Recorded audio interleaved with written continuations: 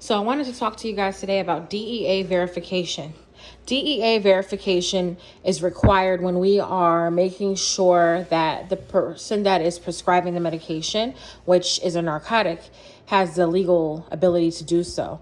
Whenever you are dispensing narcotics, which as you learned in our PowerPoint would be C1 through C5, requires a DEA number in order to be dispensed.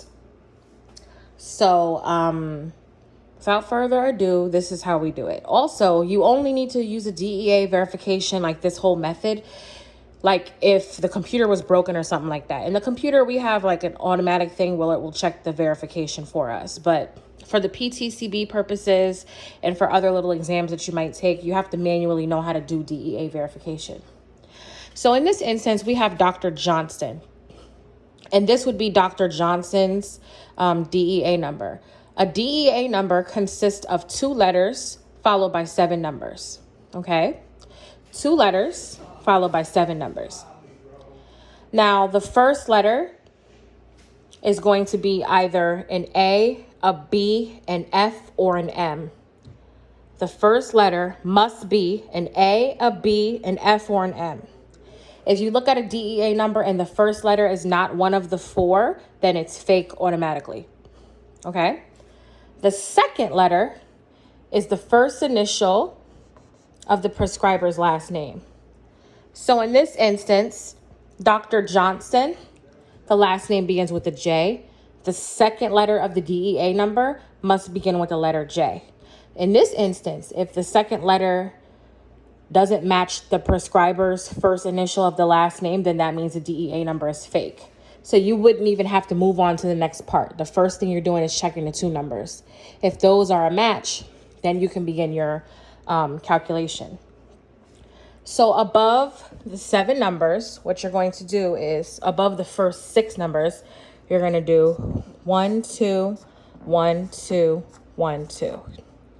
Just above the first 6 numbers. You can leave that 7th number alone. The first 6 numbers, again, you'll have 1, 2, 1, 2, 1, 2. Then you're going to take all of the numbers that have 1 above it and you're going to add it together. So all of the numbers that have a 1 on top of it are going to be a 6. Then we have the number 2 that has a 1 on top of it. And then we have the number 3 that has a 1 on top of it. We're going to go ahead and add those numbers together. 6 plus 2 plus 3 is 11. Okay? Again, we're taking all the numbers that have a 1 on top of it, and then we're simply adding them together, where we get 11. Then we're going to take all the numbers with a 2 on top of it, and we're going to add those together. So the numbers with a 2 on top of it are going to be the number 1, the number 5, and the number 4. Then we can add that together. 1 plus 5 plus 4 is 10. So these are the 2s. These are the 1s. If you want to just keep your little notes.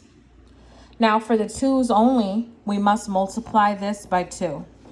Only for the 2s do you multiply the final answer by 2. 10 times 2 is 20. And lastly, you're going to take the sum of your 1s, which was 11, and the sum of your 2s, then multiplied by 2, and add it together. So 11 plus 20 will equal 31.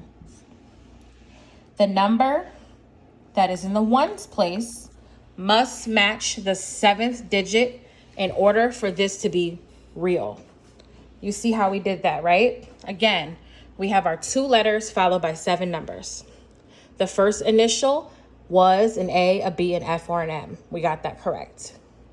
The second letter was the first initial of the prescriber's last name. Then again, I did 1, 2, 1, 2, 1, 2 over the first 6 numbers. I pulled all of the numbers that have a 1 on top of them.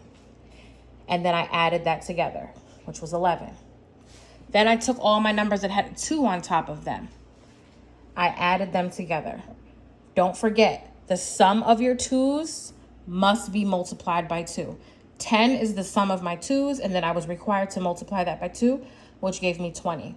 The last step is to add this and this together, which gave me a total of 31. The number that is in the ones place has to match the 7th digit in order for this to be real. So in this particular instance, Dr. Johnson's DEA number is real. If you want to know where this is in the textbook, it's on page 49 in chapter 2, and it lets you know here how to calculate a DEA number. It will tell you exactly what I just told you, but I wanted to give you a verbal example on how to do this. But again, the sample is on page 49 in chapter 2. Thank you.